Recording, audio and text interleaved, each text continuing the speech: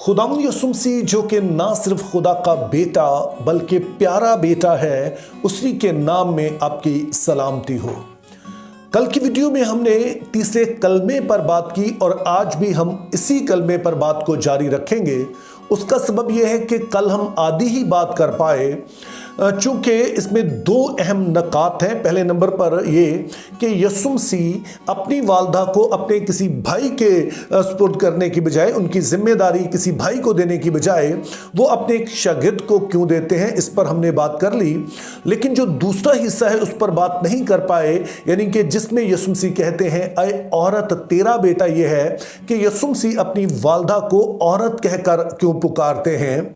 और चूंकि ये एक बड़ा ही अहम नुक्ता है तो इसको काफ़ी टाइम चाहिए था डिफाइन करने के लिए। तो अगर मैं दोनों ही बातें एक वीडियो में करता तो बात कुछ अधूरी या तो रह जाती या फिर वीडियो बहुत लंबी हो जाती। तो इसलिए मैंने मुनासिब समझा कि मैं इसको अलग से बयान करूं और आज की वीडियो में इस दूसरे हिस्से पर हम गौर करेंगे। तो अब आइए हम यूहन्ना 19 बाब और उसकी 26 आयत पढ़ते हैं, जिसमें कुछ यूं लिखा है। यसु ने अपनी माँ और उस शागिर्द को जिससे मोहब्बत रखता था पास खड़े देखकर माँ से कहा, अय औरत देख तेरा बेटा ये है। अब जब से यूहन्ना की अंजील लिखी गई है, जब से लोगों ने इसे पढ़ना शुरू किया, तब से इस वाली आयत ने लोगों को हैरत में डाल रखा है कि खुदावंद यसुम मसीह अपनी वालदा मोहतरमा को अय औरत कहकर क्यों पुकारते हैं। तो जब आप अनाजील मुकद्दसा का मुताला करते हैं तो आप देखते हैं कि खुदावंद यसुम मसीह और मुकद्दसा मरियम के दरमियान तीन जगह पर जो है वो आपस में गुफ्तगू होती है, इंटरेक्शन होता है। अब इसका ये मतलब नहीं है कि वो आपस में बात नहीं करते थे, लेकिन जो हमारे पास रिकॉर्ड मौजूद है जहां पर हमने इन दोनों को बात करते देखा वो तीन वाकयात हैं। उनमें से पहला हवाला हमें मुकद्दस लूका की मार्फत लिखा गया इंजीली बयान, उसका दूसरा बाब और उसकी 49 आयत में मिलता है।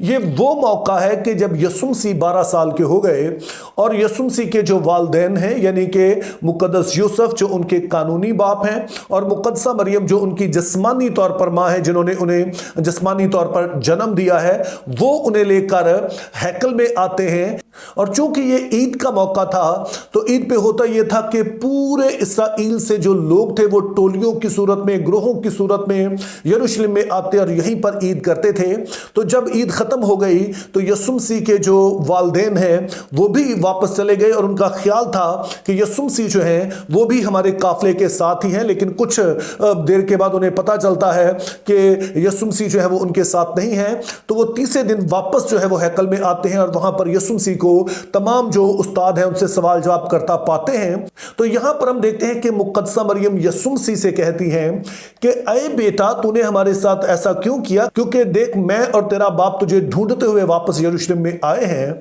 तो यहां पर यसुम मसीह कदरे पुर असरार जवाब जो है वो देते हैं और जवाब उनका यह है कि आप मुझे क्यों ढूंढ रहे थे, क्या आपको मालूम नहीं था कि मुझे अपने बाप के घर में होना जरूर है। तो पहली चीज जो इस हवाले में हम नोट करते हैं कि यसुम मसीह 12 साल के हैं और वो शुरू से ही जानते हैं कि वो असल में कौन है। कि अगरचे के मुकद्दस यूसुफ जो है वो उनके कानूनी बाप हैं, मुकद्दसा मरियम जो है उन्होंने जिस्मानी तौर पर उन्हें जन्म दिया है, लेकिन असल में वो खुदा के बेटे हैं, उसमें से वो निकले हैं। और चूंकि हैकल जो है वो खुदा का घर है तो इसीलिए उनका असल घर जो है वो ये हैकल ही है, ना कि वो घर जो कि मुकद्दस यूसुफ और मुकद्दसा मरियम का है। लेकिन फिर जब इस हवाले को पढ़ते हैं तो अगली ही आयत में बताया गया कि यसुम मसीह उनके साथ चले जाते हैं और फिर उनके ताबे रहते हैं। अब ये दोनों ही बातें बड़ी अहम हैं, क्योंकि एक तरफ तो यसुम मसीह मुकद्दसा मरियम पर और मुकद्दस यूसुफ पर इस बात को वाज़ेह करते हैं कि अगरचे के कानूनी तौर पर और जिस्मानी तौर पर यसुम मसीह के साथ उनका रिश्ता है, लेकिन जो रिश्ता उनका बाप के साथ है वो कुछ अलग ही है और दरअसल वही रिश्ता उनके लिए मुकद्दम भी है। इसके बाद मुकद्दसा मरियम और खुदावंद यसुम मसीह के दरमियान जो दूसरा इंटरेक्शन हम देखते हैं, गुफ्तगू होती देखते हैं, वो हमें यूहन्ना की अंजील उसके दूसरे बाब की 1 से 11वीं आयत में मिलती है। ये वो वाक्य है कि जब मुकद्दसा मरियम और खुदावंद यसुम मसीह और उनके शागिर्द जो है वो एक शादी में हैं और वहां पर मैं खत्म हो जाती है और मुकद्दसा मरियम खुदावंद यसुम मसीह से कहती हैं कि उनके पास मै खत्म हो गई है। तो यीशु मसीह फिर से एक पुरअसरार सा जवाब देते हैं। वो कहते हैं, ऐ औरत, मुझे तुझसे क्या काम, मेरा अभी वक्त नहीं आया है। अब इस आयत में जो 3 जुमले यीशु मसीह ने बोले हैं, ये तीनों ही थियोलॉजिकली लोडेड हैं और दरअसल इनको अलग से एक वीडियो चाहिए अगर हम इस पूरी बात को समझना चाहते हैं, लेकिन यहां पर मैं इसे मुख्तसरन बयान करूंगा।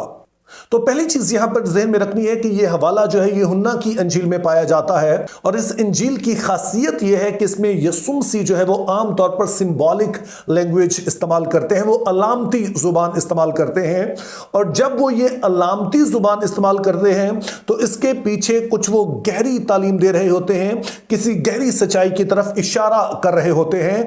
दूसरी बात जो यहां पर अहम है वो ये है कि यीशु मसीह कहते हैं कि मेरा अभी वक्त नहीं आया है। तो सवाल ये पैदा होता है कि यीशु किस बात की तरफ इशारा कर रहे हैं। तो जब आप इस पूरी इंजील को पढ़ते हैं तो ये एक जगह पर नहीं है जहां पर यीशु ने अल्फाज बोले, बल्कि वो मुख्तलिफ जगहों पर बोलते हैं। और उन्हीं में से एक हवाला हमें यूहन्ना की इंजील 12 बाब और उसकी 20 से 23 आयत में मिलता है, जिसमें कुछ यूं लिखा है, जो लोग ईद में प्रस्तिश करने आए उनमें बाज यूनानी थे, बस उन्होंने फिलिप्पुस के पास जो बैतसैदा गलील का था आकर उससे दरख्वास्त की कि जनाब हम यस्सू को देखना चाहते हैं। फिलिप्पुस ने आकर इंद्रियास से कहा, फिर इंद्रियास और फिलिप्पुस ने आकर यस्सू को खबर दी। यस्सू ने जवाब में उनसे कहा, वो वक्त आ गया कि इब्ने आदम जलाल पाए। अब जब मुकद्दसा मरियम से यीशु मसीह ने गुफ्तगू की थी तो वहां कहा था कि अभी मेरा वक्त नहीं आया। यहां पर वो कहते हैं वक्त आ गया कि जलाल पाए। तो यीशु मसीह का कहने का मतलब यह था कि मेरा वो वक्त नहीं आया जब मैं अपना जो है वो जलाल अभी अवामी तौर पर जो है वो जाहिर करूं। और जलाल से मुराद ये है कि जब लोग हकीकत में मुझे जानना शुरू करें कि मैं कौन हूं, मेरी जो हैसियत क्या है, और उसके वसीले से वो आए और मुझ पर ईमान लेकर आए। तो जब मुकद्दसा मरियम खुदावंद यीशु मसीह से कहती हैं कि इनकी मैं खत्म हो गई है, जिसका मतलब यह है कि तू इन्हें मैं बना कर दे, यहां पर मौजज़ा दिखा, तो यीशु मसीह का कहना यह है कि वो वक्त जो बाप ने मुकर्रर किया है कि अवामी तौर पर पूरी दुनिया मेरी जलाल को देख सके, उस सारे कामों को देख सके, वो नहीं आया है। तो इस तरह से हम देखते हैं कि खुदावंद यीशु मसीह जो कहते हैं कि मेरा अभी वक्त नहीं आया है, तो उनका कहना यह है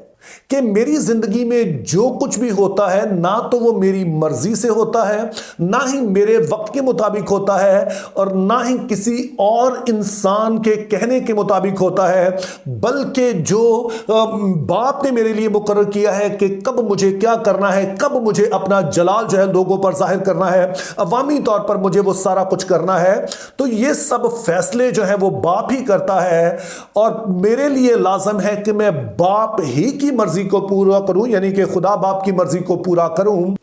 तो इसीलिए वो मुकद्दसा मरियम से कहते हैं कि आपकी इन चीजों के लिए फिक्र हो सकती है, लेकिन मुझे बाप ने जिस वक्त कहना है कि मैं अवामी तौर पर लोगों के सामने इस अपने जलाल को जाहिर करूं, मैंने तभी करना है। तो अब इन दो बातों की रोशनी में हम इस तीसरी बात को समझ सकते हैं कि खुदावंद यीशु मसीह मुकद्दसा मरियम को ऐ औरत क्यों कहते हैं। और अब फर्ज कीजिए कि यहां पर यीशु मसीह जो है वो मुकद्दसा मरियम को मां कहकर पुकारते, और दूसरी तरफ वो कहते कि आसमानी बाप जो है उसकी मर्जी जो है कि मैं अभी अवामी तौर पर अपना जलाल जो है वो जाहिर ना करूं, और फिर वो मैं बना देते, तो बज़ाहिर ऐसा लगता कि मुकद्दसा मरियम और खुदा बाप की जो मर्जी है यीशु मसीह के लिए वो एक जैसी अहमियत रखती है, या शायद उनसे भी ज्यादा अहमियत रखती है। तो यीशु मसीह यहां पर इस गलत फहमी को बिल्कुल दूर करते हैं, और वो मुकद्दसा मरियम को मां कहने की बजाय यहां पर औरत कहकर पुकारते हैं, जिसका पैगाम बहुत वाज़ेह है कि अगरचे कि यीशु मसीह अपनी मां की जो है वो इज्जत करते हैं, लेकिन जो आसमानी बाप की जगह है, जिस तरह का इख्तियार आसमानी बाप उन पर रखता है, वो मुकद्दसा मरियम नहीं रखती हैं। और ये ठीक वैसा ही पैगाम है जो कि हमने लूका 2 बाब और 49 आयत में देखा था कि यीशु मसीह ने वहां पर भी वाज़ेह किया कि जो हैसियत उनकी जिंदगी में आसमानी बाप की है, वो ना तो मुकद्दस यूसुफ की है ना ही मुकद्दसा मरियम की है। अगरचे कि इंसान होने के नाते उनका फर्ज है कि वो उनके ताबे रहें और वो ताबे रहते भी हैं, लेकिन जो इख्तियार आसमानी बाप उनकी जिंदगी पर रखता है वो कोई भी दूसरा इंसान नहीं रखता है, हत्ता कि वो खुद भी अपनी जिंदगी पर वो इख्तियार नहीं रखते हैं और वो आसमानी बाप ही की मर्जी को पूरा करने आए हैं। और ठीक यही असूल फिर हम इस तीसरे कलमे में भी देखते हैं कि जब यीशु मसीह सलीब पर हैं तो वहां पर वो कहते हैं, ऐ औरत तेरा बेटा ये है। तो फिर से वो इस बात की तरफ इशारा करते हैं कि जो उनकी जिस्मानी जिम्मेदारियां हैं वो उससे गाफिल नहीं है, और वो ये जो जिम्मेदारियां हैं वो अपने एक चहेते शागिर्द को, ऐसा शागिर्द जिससे वो मोहब्बत रखते थे, उसके सुपुर्द वो कर रहे हैं। लेकिन उनका जो असल मिशन है जिसके लिए बाप ने उन्हें भेजा है वो सलीब पर है, वो दुनिया की नजात कमाना है। और इसीलिए वो जो एक उनकी दुनियावी जिम्मेदारी है उसको वो किसी और को दे रहे हैं और खुद वो उस काम को करेंगे जो आसमानी बाप ने उन्हें करने के लिए दिया है, और वो ये है कि वो अपनी जान दूसरों के लिए दें और दुनिया का नजात दहिंदा बने, ताकि उनके वसीला से पूरी दुनिया जो है वो नजात पाए। तो मेरे अजीजों, जो आप इस वीडियो को देख रहे हैं, हमने इस बात को बड़े वाज़ेह तौर पर समझना है कि अंजील मुक़द्दस में हमें सिर्फ 3 हवाले ऐसे नजर आते हैं जहां पर यीशु मसीह मुक़द्दसा मरियम से बात करते हुए दिखते हैं, और तीनों ही हवालों में वो इस बात को वाज़ेह करते हैं कि बेशक वो मुक़द्दसा मरियम का एहतराम करते हैं। जो जिम्मेदारियां मुक़द्दसा मरियम के हवाले से उनके ऊपर हैं वो उनसे गाफिल नहीं है, लेकिन उनकी जिंदगी का जो मरकज और महवर है वो खुदा बाप है। खुदा बाप जिसने असल में उन्हें दुनिया में भेजा है, और उनकी जिंदगी में ना तो उनकी अपनी ही मर्जी चलती है और ना ही किसी भी और इंसान की, चाहे वो कितना भी अहम क्यों ना हो, उसकी मर्जी चलती है। अगर किसी की मर्जी उनकी जिंदगी में पूरी होती है वो तो सिर्फ आसमानी बाप है, और किसी भी और शख्स की मर्जी चाहे वो कितना भी अहम क्यों ना हो वो उनके नजदीक सानवी हैसियत रखती है। और यही सबब है कि जब वो काना गलील में इस मौजज़े को दिखाते हैं तो ये अवामी एक मौजज़ा नहीं है, बल्कि वहां पर हमें बताया गया कि इस मौजज़े के गवाह बड़े ही महदूद लोग थे। सिर्फ वो नौकर थे जो उस मैं को ले गए, या फिर यीशु मसीह के शागिर्द थे जिन्होंने इस मौजज़े के वसीला से उनका जलाल देखा और उस पर ईमान लेकर आए। उसके बाद हम देखते हैं कि यीशु मसीह अपने अवामी मौजज़े जो दिखाते हैं अपना जलाल जाहिर करते हैं। तो इसलिए मेरे अजीजों, हमने समझना है कि खुदा यीशु मसीह ने अपनी पूरी जिंदगी सिर्फ बाप की मर्जी को पूरा किया, और बाकी अगर किसी ने कुछ कहा, कोई दरख्वास्त की, तो वो भी इस रोशनी में उन्होंने पूरी की कि बाप इसको किस तरह से देखता है। Think biblically, live purposefully, have a very good day.